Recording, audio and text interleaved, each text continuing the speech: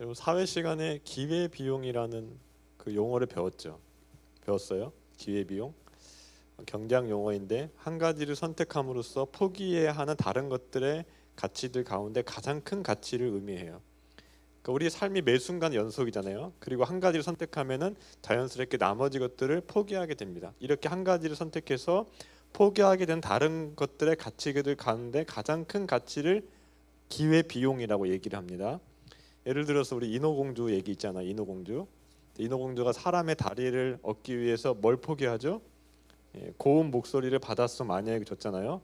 두 다리를 선택하기 위해서 포기한 것, 즉 기회 비용은 고운 목소리가 되는 겁니다. 또 우리 부모님들이 여러분들을 낳고 키우기 위해서 포기한 것이 있죠. 가장 큰 포기가 뭘까요? 여러 가지가 있을 겁니다. 자기의 편안함도 포기해야 되고, 이런 밥 차려주고 뭐 하려면은 또 엄청난 비용을 또 포기를 해야 되고, 그렇게 포기한 것들이 있어요. 여러분들이 지금 아침 일찍 와서 예배를 드리기 위해서 교회로 왔는데, 교회에 오기 위해서 포기한 게 있습니다. 뭐예요? 어떤 친구는 잠을 포기할 수도 있고, 어떤 친구는 공부를 학원을 포기할 수도 있고, 어떤 친구는 뭐 게임하는 거 이런 거 포기할 수도 있고. 예배를 드리기 위해서 여러분들이 포기한 것 중에서 가장 가치가 큰 것이 뭐라고요? 기회 비용이라고 얘기해요. 그럼 사람들이 선택을 할 때 보통은 어떤 것을 선택할까요? 보통 어떤 걸 선택할까요? 가치가 가장 큰 것을 선택할 겁니다. 가장 중요한 것을 선택할 거예요. 10가지 중에서 한 가지 선택이 된다면은 나에게 가장 중요한 것, 나에게 가장 가치가 큰 것을 선택을 할 겁니다. 근데 많은 사람들에게 가치라고 하면은 보통은 경제적인 이익을 의미해요. 그래서 경제적인 이익을 가장 큰 가치로 두는 사람들은 더 많은 이익을 얻을 수 있는 것, 더 많은 돈을 벌 수 있는 것, 그리고 최소한의 기회 비용을 치르는 쪽을 택할 겁니다. 어떤 사람에게는 그 가치가 내가 가장 좋아하는 일을 하는 것일 수도 있어요.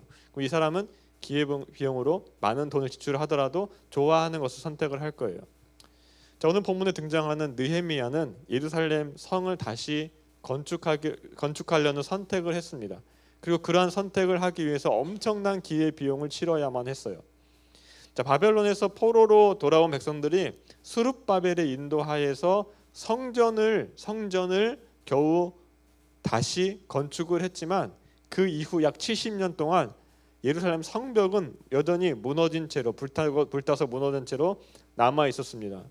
그러니까 이 느헤미야는 스룹바벨보다 한 70년 이후의 사람이에요. 그 다다음 세대 정도, 에스라랑 같은 시대인데, 그러니까 어느 날 이 느헤미야가 페르시아에 있는데요. 그것도 왕궁에 이제 관원으로 있는데 예루살렘이 무너졌다는 소식을 들어요. 하나님의 성인 예루살렘이 성벽이 여전히 무너진 채로 그렇게 있다고 그런 소식을 듣게 됩니다. 성곽이 없다는 것은 예루살렘이 여전히 부서진 채로 있었다는 거예요. 그러니까 완전한 성이 아닌 거죠. 자동차를 비유해 보면 자동차가 사고가 나서 많이 부서졌어요. 그래서 어찌어찌 해가지고 가장 중요한 핵심 부품인 엔진은 겨우 고쳐놨습니다. 그래가지고 굴러갈 수 있게 해놨어요. 그런데 이 겉은 멀쩡하지 않은 거죠. 문짝 다 떨어지고 유리창 앞뒤 유리창 깨지고 문짝 다 찌그러들고 그런 상태예요. 자, 그러면 이 자동차를 제대로 타고 다닐 수 있겠는가? 달릴 수는 있지만 뭐 타고 다닐 수 있을 정도는 아니에요. 예루살렘 마치 이와 같았다는 거예요. 성전은 겨우 지었는데 성벽이 허물어진 채로 있었다는 겁니다. 그래서 주위 사람들에게 어려움을 겪으면서 고통을 당하고 있었어요. 성벽이 없으니까 주위 사람들, 특히 강도들이 쳐들어 와가지고 막아줄 성벽이 없으니까 많이 약탈해 가기도 했고 그런 어려움을 겪기도 했고, 또 성벽이 무너진 채로 남아 있으니까 주위 사람들이 비웃었겠죠. 성벽도 없는 동네에 사는, 도시에 사는 사람들이라고 그렇게 비웃었을 거예요. 마치 문짝이 다 부서지고 떨어진 차를 타고 다니면 사람들이 비웃을 거 아닙니까? 어떻게 저런 차를 타고 다니나. 제가 요즘에 가끔 한 번씩 보면은 그 사이드 미러를 이렇게 녹색 테이프로 감아가지고 다니는 사람들이 있어요. 그런 사람들 보면은 어떻게 저렇게 하나. 근데 심지어는 제가 유리창 깨졌는데 거기다 비닐을 이렇게 해가지고 다니는 사람도 있더라고요. 그런 거 보면은 사람들이 웃겠죠. 그러니까 예루살렘 성이 마치 그런 상황이에요. 성벽이 없으니까 어려움과 고통을 당하고 있고, 특별히 하나님의 성인데, 거룩한 성인데 그 성이 완성되지 않은 채 그렇게 있다는 것은 느헤미야 마음을 크게 아프게 했습니다. 느헤미야가 이런 소식을 들은 거예요, 형제들에게. 그 느헤미야가 정말 마음이 아파했죠. 근데 만약에 느헤미야가 그 예루살렘 성에 관심이 없었다면, 또 하나님께서 택하신 그런 성이 회복되기를 간절히 소망하지 않았다면 어떻게 했을까요? 그냥 지나갔을 거예요. 뭐 그런가 보다, 아무 일 대하듯이 그냥 지나갔을 거예요. 그런데 느헤미야는 하나님이 택하신 성이 회복되기를 간절히 소망하는 사람이었어요. 믿음 있는 사람이었어요. 그래서 느헤미야가 어떻게 했냐? 수일 동안 하나님 앞에서 금식하며 기도하기 시작합니다. 그 얼마 동안 기도하느냐? 오늘 본문이 있기까지 4개월 동안 기도를 해요. 4개월. 그렇게 기도하는 중에 느헤미야가 승진을 해요. 어떤 승진을 하느냐? 술관원이 됩니다. 술관원은 오늘날로 얘기하면은 대통령 비서실장 겸 경호실장 정도로 볼 수 있어요. 그러니까 엄청난 권력을 가진 사람이에요. 그 당시에는 왕을 독살하려는 시도가 많이 있었습니다. 그래서 술관원이 술에 독이 있는지 아닌지를 먼저 맛보아야 됐어요. 그런데 술관원이 술을 탈 수도 있잖아요. 왕을 죽이려고. 그래서 술관원은 왕이 가장 믿을 수 있는 사람, 가족보다도 더 가까운, 신뢰할 수 있는 사람만이 될 수 있었습니다. 그리고 술관원은 언제든지 왕을 만날 수가 있어요. 그 당시에 신하들은 왕을 만나려면은 막 여러 가지 절차를 거쳐야 되는데, 술 마시는 관원은 술을 언제 마십니까? 왕이 개인적인 공간에서 쉴 때 보통 술을 마시잖아요. 그러니까 그런 자리에서 모든 것이 풀어지고 편안한 자리에서 대화를 나눌 기회가 많았기 때문에 자연스럽게 나라의 어떤 국정의 전반에 대해서 논의하고 조언하는 어떤 최고의 고문 역할까지 했어요. 정말 속마음을 털어놓는 사람이에요, 왕이. 그러니까 이렇게 술관원은 항상 왕의 곁에 있었고 왕과 이야기할 수 있는 기회가 많았기 때문에 왕의 신하들조차도 뭔가 이렇게 왕에게 뭔가를 청원을 하려면 이 술관원을 통해야 돼요. 술관원이 이제 술을 마시고 기분 좋을 때 그 얘기를 하면은 잘 될 거 아니에요. 그러니까 술관원은 막대한 권력을 가진 자리였고 정보가 집중되는 자리였고 왕과 정말 대면해가지고 이야기할 수 있는 자리였고, 그리고 이 술관원이 그 당시에 왕실의 재정과 창고를 관리하는 역할을 하고 있었기 때문에 엄청난 부를 쥔 그런 자리예요. 지금으로 말하면은 정말 이 자리를 뭐 설명할 길이 없죠. 이렇게 느헤미야가 술관원이 돼가지고 페르시아 왕 아닥사스다를 섬기고 있었습니다. 근데 어느 날 느헤미야가 왕 앞에서 실수를 하게 돼요. 그게 뭔가 하면은 왕 앞에서 근심 어린 표정을 지은 거예요. 항상 왕 앞에서는 좋은 표정을 지어야 돼요. 그런데 근심 어린 표정을 지은 거예요. 이게 왜 큰 실수인가 하면은 근심 어린 표정만으로도 반역으로 여겨져서 처형될 수 있었기 때문에 그래요. 얼굴 표정이 안 좋다는 것은 술관원이 뭔가 일을 꾸미고 있는 것으로 비춰질 수 있어요. 예를 들어서 왕의 술에 독을 탔으면 얼굴 표정이 밝을 수가 없잖아요. 그런 상황으로 여겨졌습니다. 그래서 왕이 느헤미야에게 네 표정이 좀 어둡네? 라고 얘기했을 때 느헤미야가 어떻게 합니까? 크게 두려워했다, 그렇게 얘기해요. 크게 두려워했다. 죽을 수도 있기 때문에. 그 느헤미야가 이렇게 왕이 그 물어보니까 왕에게 얘기를 하죠. 자기의 성읍이 지금 조상들이 묘가 있는 성읍이 무너졌는데 그 성벽을 다시 건축할 수 있게 해달라고 요청을 합니다. 근데 이것도 상당히 위험한 요청이었는데, 왜냐하면은 불과 몇 년 전에 이 아닥사스다 왕이 예루살렘 성벽 건축을 중단하라는 조서를 내렸기 때문에 그래요. 그 성벽을 건축하는 방해하는 사람들이 조서를 올려요, 아닥사스다 왕에게. 이 성벽은 정말로 반역하는 성입니다. 이전부터 계속 왕들에게 반역해온 성입니다. 절대로 성벽이 건축이 되면 안 됩니다라고 조서를 올려가지고 아닥사스다 왕이 그걸 보고 이게 합당하다 해가지고 성벽을 건축하는 것을 중단을 시켜요. 그러니까 느헤미야가 성벽을 건축하기 요구하는 것은 왕의 명령에 정면으로 도전하고 있는 겁니다. 왕에게 죽을 수 있는 거예요. 감히 네가? 왕이 느헤미야 요구를 들어주기 위해서 어떻게 해야 돼요? 자기가 지난번에 했던 말을 번복해야 돼요.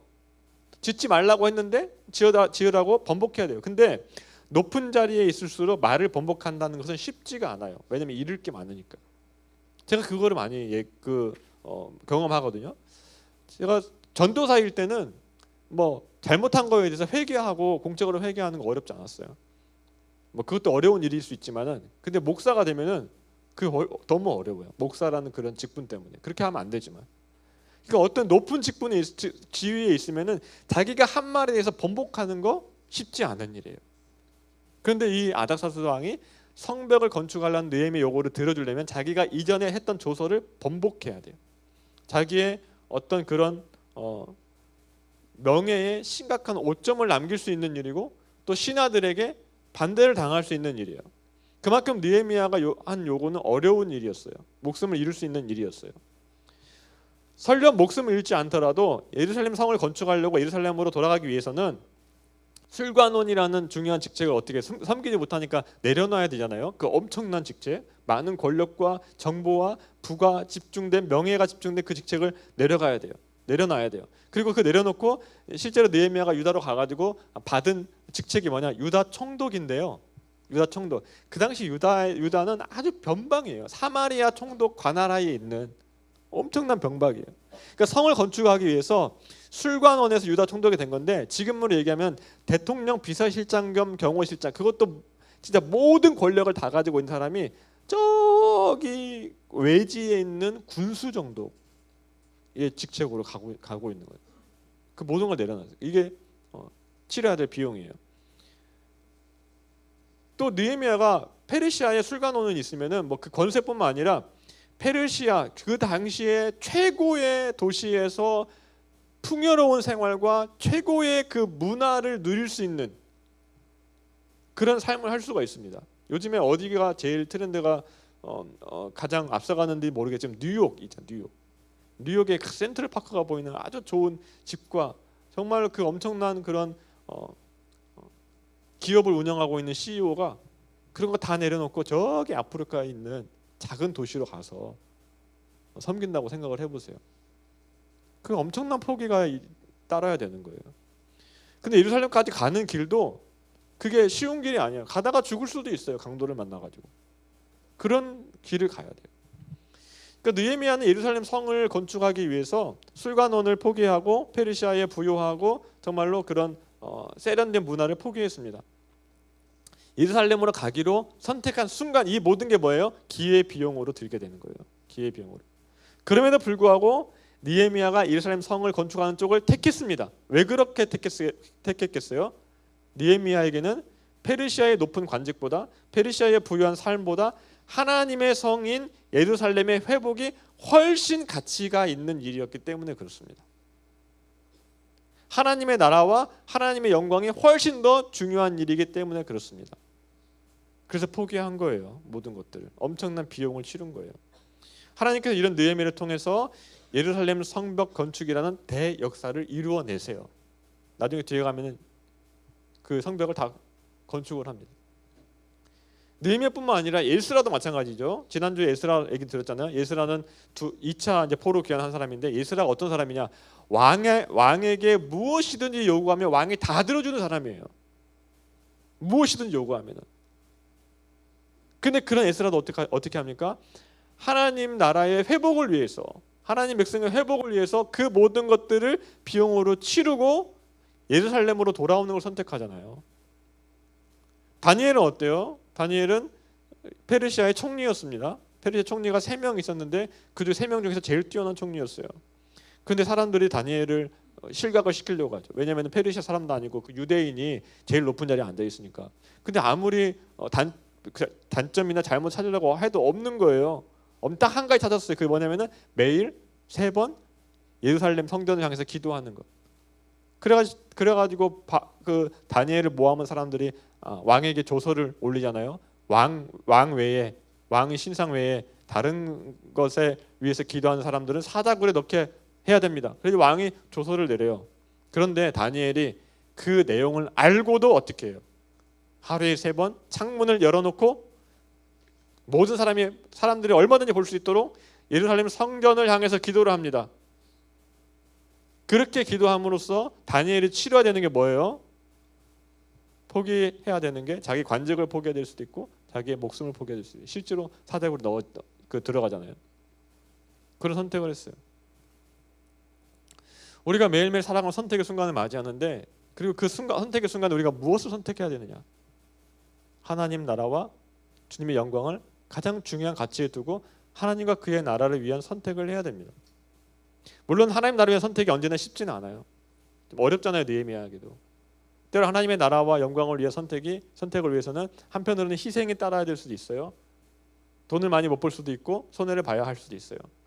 때로는 다른 사람보다 뒤처지는 것처럼 보일 수도 있어요. 여러분들이 예배를 이렇게 드리기 위해 선택을 했을 때 지금 뭐 시험 기간이 이제 준비가 들어가겠지만 시험 기간이 선택을 하면은 다른 사람에게 공부를 더 못하고 뒤처지는 느낌이 들잖아요. 그런 선택을 해야 될 수 있어요. 친구들이 다른 사람 험담할 때 우리가 험담하지 않기로 선택하면은 어떤 걸 치러야 돼요? 친구들에게 소외를 당하든지 좀 안 좋은 얘기를 듣든지 그런 비용을 치러야 합니다. 이렇게 하나님 나라를 위한 선택은 힘들고 어렵고 손해볼 때가 많이 있어요. 하지만 하나님께서는 하나님을 위한 선택을 헛되게 하지 않으십니다. 느헤미야가 모든 것을 내려놓고 예루살렘으로 갔을 때 하나님께서는 그를 사용하셨어요. 그를 통해서 무너진 성벽을 회복하게 하셨어요. 마찬가지로 우리가 하나님을 위한 선택을 하면 하나님께서 우리를 통해서 하나님의 일을 이루십니다. 우리를 통해서 하나님 나라를 확장해 가십니다. 우리 인생에서 가장 위대한 선택은 느헤미야와 같은 선택이에요. 세상은 더 높은 자리로 가라고 해요. 더 많은 돈을 버는 쪽을 선택을 하라고 해요. 더 편안한 삶을 선택하라고 말합니다. 그러나 하나님의 사람은 무엇이 하나님을 기쁘시게 하는 일인가? 무엇이 하나님 나라를 위한 것인가? 무엇이 하나님의 영광을 위한 것인가를 물어봐야 돼요. 우리가 무엇을 얻을 수 있을까? 보다는 하나님께서 무엇을 원하시는가를 생각하고 거기에 더 큰 가치를 두고 선택을 해야 된다는 거예요. 우리 고등부에 거창고등학교 다니는 친구들이 있어요. 오늘은 온 친구가 없죠? 있어요? 거창고는 기독교 정신을 바탕으로 세워진 학교예요. 전영창 선생님이라고 제 1호 그 여권을 가지고 미국 유학하신 분인데 거창고 강당 뒤편에 가면 직업 선택의 10개라는 내용이 있습니다. 소박한 액자가 걸려 있는데 그 내용이 다른 것 같아요. 아마 화면이 나올 건데 직업 선택의 10개 10가지가 있어요. 하나, 월급이 적은 쪽을 택하라. 잘 보여요? 둘, 내가 원하는 곳이 아니라 나를 필요로 하는 곳에 가라. 셋, 승진의 기회가 거의 없는 곳을 택하라. 넷, 모든 것이 갖추어진 곳을 피하고 처음부터 시작해야 하는 황무지를 택하라. 다섯, 앞을 다투어 모여드는 곳은 절대 가지 말라. 아무도 가지 않는 곳으로 가라. 여섯, 장래성이 전혀 없다고 생각되는 곳으로 가라. 일곱, 사회적 정장 같은 건 바라볼 수 없는 곳으로 가라. 여덟, 한가운데가 아니라 가장자리로 가라. 아홉, 부모나 아내, 약혼자가 결세 반대하는 곳이면 틀림없다. 의심치 말고 가라. 열, 왕관이 아니라 단두대가 기다리고 있는 곳으로 가라. 내용이 어때요? 세상의 선택과 정반대의 선택을 하는 것처럼 보입니다. 물론 이 내용을 문자 그대로 선택하는 말이에요. 문자 그대로 해석해가지고 단두대로 가라는 말은 아니고 이런 철학을 가지고 이런 질문을 하면서 직업을 선택하라는 거예요. 실제로 거창고를 설립한 그 설립자부터 미국 유학에서 들어왔을 때 대학의 부총장 자리를 약속받았지만은 그걸 포기하고 그 벽지 교육, 시골로 가서 교육을 하기 위해서 거창고등학교를 인수를 해요. 그리고 그 초창기 교사들, 지금도 마찬가지인데 교사들이 더 좋은 직업을 가질 수 있음에도 불구하고 학생들을 위해서 교사를 헌신했다는 거예요. 근데 그 교사들 중에 많은 수가 거창고 출신이라는 겁니다. 제가 기사를 찾아보니까 어떤 사람은 서울대를 졸업했는데 아무도 가지 않는 곳에 가라는 철학에 따라서 농부가 된 졸업생이 있고요. 의대를 졸업하고 의사가 되어서 많은 돈을 벌 수 있음에도 불구하고 의료 혜택이 미치지 않는 보건지소에 가서 의사로 섬기는 졸업생들도 상당수가 있다고 그래요. 어떤 사람은 의사가 됐는데 선교사로 나가기도 하고 또 시골의 작은 학교를 자청해서 들어간 초등학교 교사들도 있고요. 많은 졸업생들이 이 철학을 가르치지 않는데요. 가르치지 않지만 이 철학에 따라서 직업을 선택해서 살고 있는 사람들이 많이 있다고 그래요. 또 우리나라에 들어온 초기 선교사들 생각해 보세요. 그들은 선교사를 안 왔으면 자기 나라에서 잘 먹고 잘 살 수 있었던 사람들이에요. 그 당시에 우리나라 온 선교사들 국적을 보면은 미국, 영국, 캐나다, 호주 다 선진국이었어요. 다 선진국이에요. 그런데 그들은 하나님 나라를 위해서 복음을 이 땅에 전하기 위해서 편안하고 안정된 삶을 포기하고 우리나라로 왔습니다. 우리나라로 왔어요. 언더우드는 그 형님이 언더우드 타자기라고 엄청난 타자기를 개발해가지고 큰 사업가예요. 그 집안이 큰 사업체를 운영하는 집안이었어요. 근데 그것을 포기하고 언더우드 자신이 의사였죠. 그걸 포기하고 우리나라에 복음을 전하기 위해서 왔습니다. 엄청난 비용을 치른 거예요. 기회비용을 치른 거예요. 어떤 선교사는 조선에 온 지 얼마 되지 않아서 풍토병으로 죽기도 했고요. 어떤 선교사들은 자녀를 잃기도 했습니다. 선교사 묘지가 서울에 양화진이 있는데 한쪽에 보면은 자녀들 무덤이 있어요.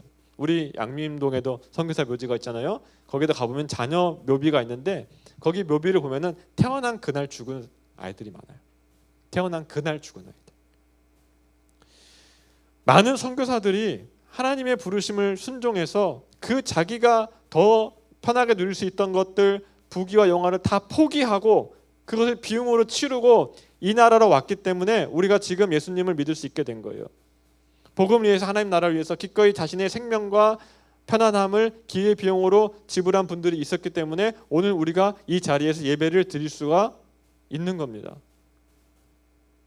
그런데 우리 예수님은 가장 큰 비용을 치르세요.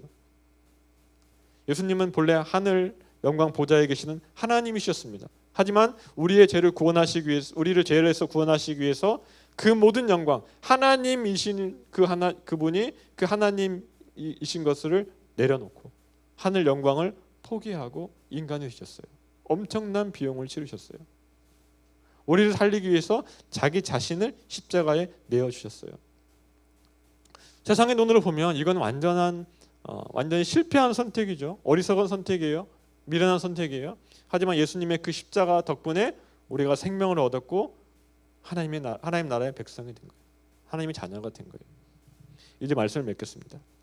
사랑하는 고등부 친구들, 느헤미야는 세상의 왕이 주는 권세를 내려놓고 만왕의 왕이신 하나님의 부르심을 선택했습니다. 그 결과 그는 예루살렘 성벽을 재건하고 하나님의 백성을 일으켜 세우는 위대한 축복의 통로가 되었어요. 우리가 살아가다 보면 여러 가지 선택의 순간이 오는데 우리가 선택할 때, 특별히 중요한 선택을 할 때 이런 질문했으면 좋겠어요. 예수님이라면 어떻게 하실까? 예수님이라면 어떤 선택을 하실까? What would Jesus do? 어떤 선택이 하나님을 기쁘시게 하는 선택일까? 이 질문을 가지고 예수님처럼 살아가는 우리 모두가 되기를 바랍니다. 선택의 순간에 조금 손해를 보더라도, 남들보다 조금 뒤처지는 것 같더라도 절대 두려워하지 마세요. 하나님을 위해서 기꺼이 나의 소중한 것을 포기하지 않는 사람에게 하나님은 세상이 알지 못하는 더 크고 영광스러운 은혜로 우리의 삶을 가득 채워주십니다. 느헤미야를 통해서 무너진 성벽을 다시 세워졌듯이 하나님께서는 우리의 삶을 통해서 하나님 나라를 세워 가십니다. 우리 모두가 세상의 성공보다 하나님 나라를 더 가치 있게 여기며 살아가는 믿음의 사람들이 되기를 바랍니다. 그래서 마지막 최종 평가할 때, 하나님께서 최종적으로 평가할 때 잘하였도다 착하고 충성된 종아라는 칭찬 듣는 우리 모두가 되기를 주님의 이름으로 축복합니다.